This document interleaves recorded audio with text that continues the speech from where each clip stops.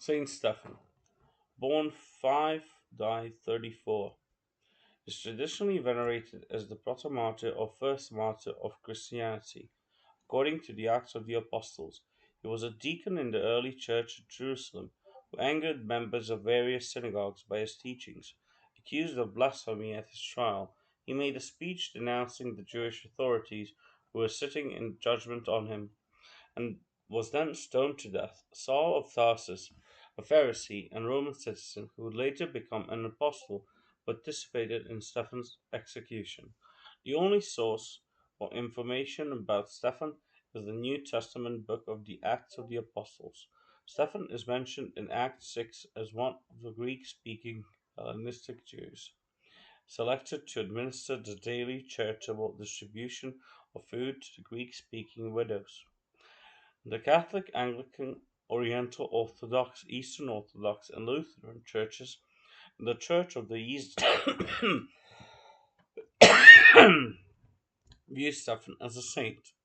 Artistic representations often show Stephen with a crown symbolizing martyrdom, three stones, martyr's palm front, censer, and often holding a miniature church building.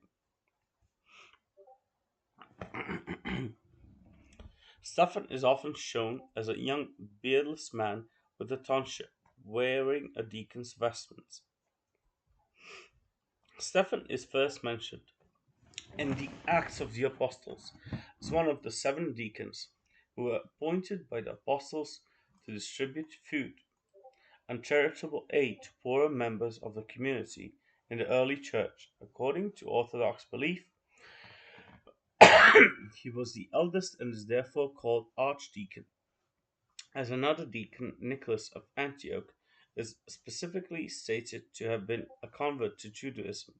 It may be assumed that Stephen was born Jewish, but nothing more is known about his previous life. The reason of the appointment of the deacons is stated to have been dissatisfaction among Hellenistic Jews that their widows were being slighted in preference to Hebrew ones in the daily distribution of food. Since the name Stephanos is Koine Greek, it has been assumed that he was one of these Hellenistic Jews. Stephen is stated to have been full of faith and the Holy Spirit and to have performed miracles among the people.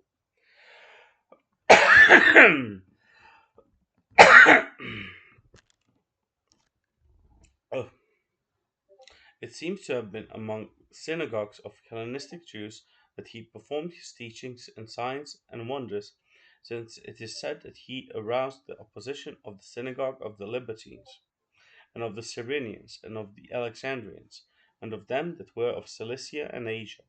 Members of these synagogues had challenged Stephen's teachings, but Stephen had bested them in debate. Furious at his humiliation, they suborned false testimony that Stephen had preached blasphemy against Moses and God.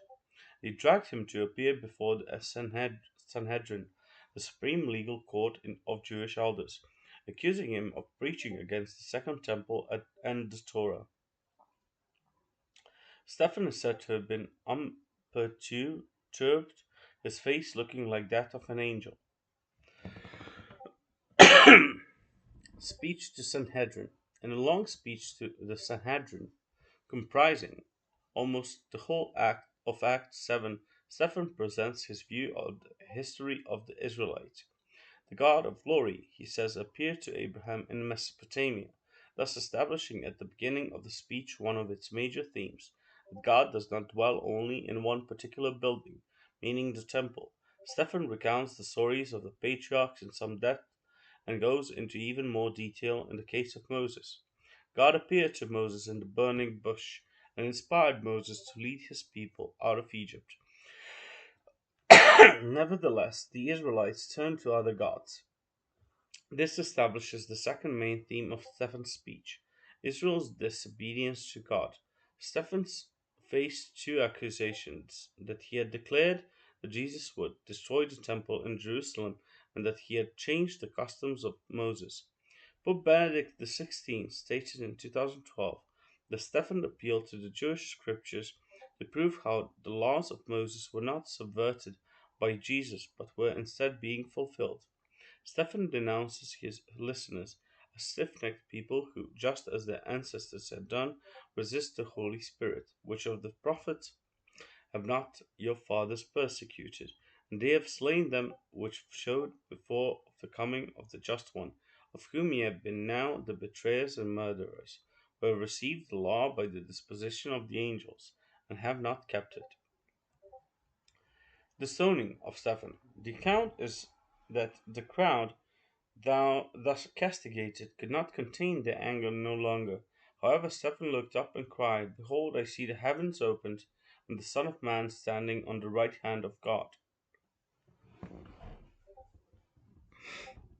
He said that the recently resurrected Jesus was standing by the side of God. The people from the crowd who threw the first stones laid their coats down so as to be able to do this at the feet of a young man named Saul, later identified as Paul the Apostle. Stephen prayed that the Lord would receive his spirit and his killers be forgiven, sank to his knees, and fell asleep. Saul was consenting unto his death. In the aftermath of Stephen's death, the remaining disciples, except for the apostles, fled to distant lands, many to Antioch. Location of the martyrdom.